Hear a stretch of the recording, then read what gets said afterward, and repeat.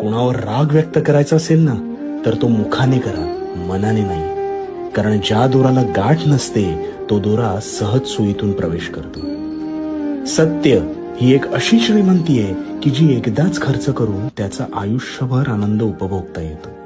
पण असत्य हे एक प्रकारचं कर्ज आहे. त्यामुळे तात्काळ सुख मिळतं, परंतु आयुष्यभर त्याची परतफेड करावी लागतेच. तुमची खरीखुरी श्रद्धा योग्य ठिकाणी असेल तर पाषाणालाही देवत्व येतं. मीपणा दूर ठेव, विश्वास पदरी ठेव, आणि मग बघ, अपयश कधीच तुझ्या दारी येणार नाही.